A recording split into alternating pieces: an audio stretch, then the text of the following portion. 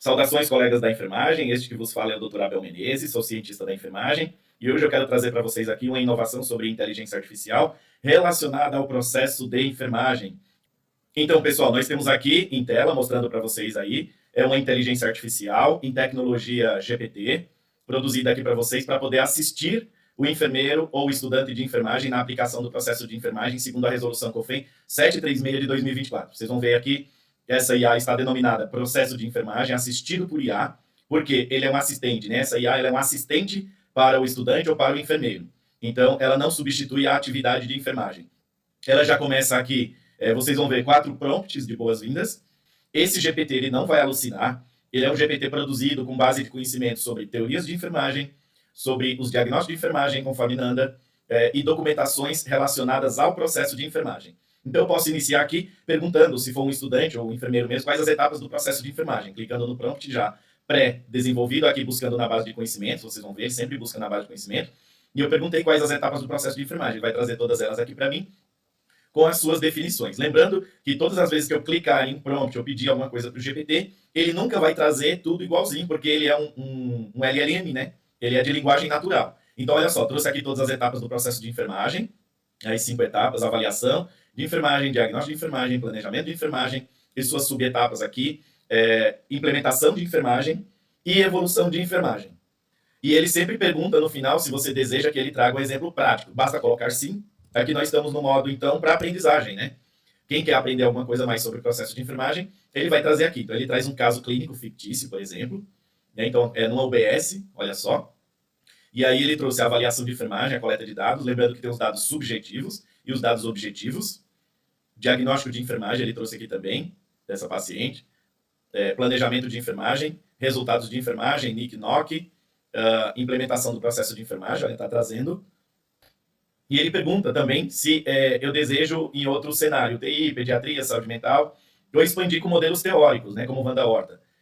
Desejo expandir para modelos teóricos.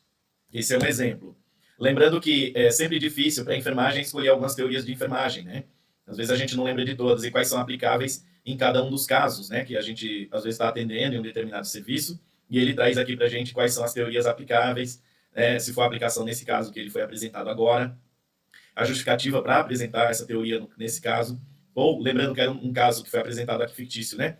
É um caso de unidade básica, então esse caso de unidade básica também é aplicável à teoria de Dorothea Oren, né? Teoria do autocuidado, e como integrar isso no processo de enfermagem. Se você desejar, ele traz outros modelos teóricos também. Mas vamos nesse daqui, como escolher uma teoria de enfermagem para o processo de enfermagem.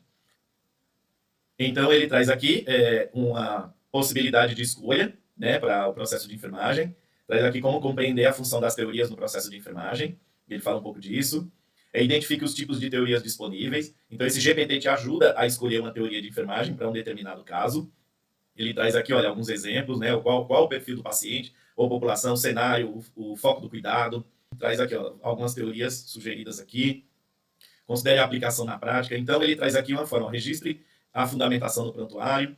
Então, esse GPT aqui, ele assiste tanto profissionais quanto estudantes na aprendizagem ou na aplicação do processo de enfermagem.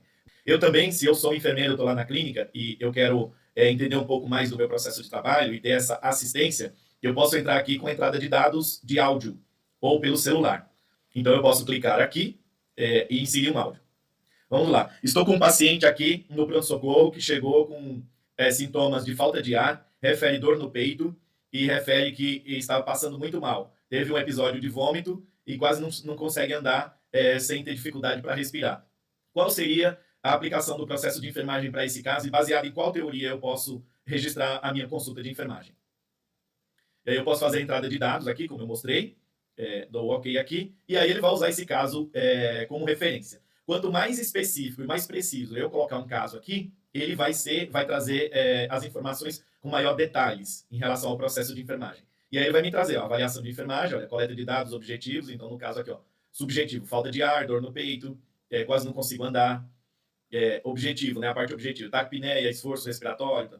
Ele sugeriu aqui algumas escalas, se eu tiver uma escala de mensuração, né, isso está lá na resolução, eu posso utilizar também. Os diagnósticos de enfermagem sugeridos aqui, conforme Nanda, e traz os códigos também, o planejamento de enfermagem, troca gasosa prejudicada, tá aqui, ó, priorizar os diagnósticos, né? A priorização, perfusão tissular, ineficaz e etc. Determinação de resultados esperados também, relacionados à NOC, a NIC também, intervenções, e aqui implementação de enfermagem, ó, padrões de cuidado de enfermagem direcionados à estabilidade respiratória, comunicação com a equipe interprofissional e o registro no prontuário. Se desejar também, ele traz no método SOAP, para quem é da atenção primária. Então, a evolução de enfermagem, o que precisa aqui melhorar a dispneia, e a teoria de enfermagem que embasa esse cuidado. No caso, é a teoria das necessidades humanas básicas de Wanda Horta. E aí ele pergunta se quer que apresente o caso pelo método SOAP. Se fosse na atenção primária, sim. Mas vamos trazer um outro caso clínico aqui, que relacione com alguma outra teoria de enfermagem. Eu vou dar sequência aqui. Estou no consultório de enfermagem na unidade básica de saúde. Apareceu a dona Maria, ela é hipertensa há mais de 5 anos, veio com a filha dela. Ela tem problemas relacionados ao letramento de saúde. Ela não sabe tomar direito às medicações e às vezes ela erra o medicamento e os horários que precisa tomar. Ela sempre precisa do apoio da filha. Para eu elaborar a consulta de enfermagem sobre esse caso, qual seria a teoria de enfermagem a embasar esse caso? Monte para mim a consulta de enfermagem. Então ele transcreve o caso aqui para mim, ele vai buscar na base de conhecimento, vamos lá, vamos ver o que ele traz aqui para mim. Então a teoria de enfermagem indicada, olha, a teoria do autocuidado de Oren, perfeito, correto, parte do princípio que o paciente deve ser capacitado a realizar o autocuidado, então não vou me detalhar aqui, porque é só um exemplo que nós estamos trazendo. Então a consulta de enfermagem pelo processo de enfermagem, trazendo todo ele aqui, ó, avaliação de enfermagem, então a partir dos dados coletados, e uma escala, se fosse utilizar uma escala de saúde também pode ser utilizado nessa etapa do diagnóstico de enfermagem aqui, quais são os possíveis diagnósticos relacionados a este caso, o planejamento de enfermagem, olha, qual é a priorização? Número 1, déficit no autocuidado, que é a administração de medicamentos, manejo ineficaz da saúde e conhecimento deficiente. E aí os resultados esperados, conforme NOC, né, autocuidado na administração de medicamentos, intervenções de enfermagem, o ensino, né, no processo de saúde e doença, a implementação de enfermagem, questões simples aí relacionadas, a criação do esquema de medicamentos e evolução de enfermagem, né? Então, lembrando que a evolução de enfermagem é a retomada de todas as etapas anteriores do processo de enfermagem, depois de um certo intervalo de tempo. Mas, enfim, aqui é um overview sobre como funciona esse GPT. Você pode trazer casos clínicos também do seu cotidiano. Lembrando que esse GPT está programado para não aprendizagem, com as informações inseridas, e que este desenvolvedor também ele não vai enxergar nenhuma das informações que você inserir aí no seu GPT. Todas essas informações vão ficar vinculadas aí à sua conta da OpenAI. Muito bem, é isso, muito obrigado, bom uso. Vou deixar o link aqui de acesso a esse GPT lá na descrição do vídeo.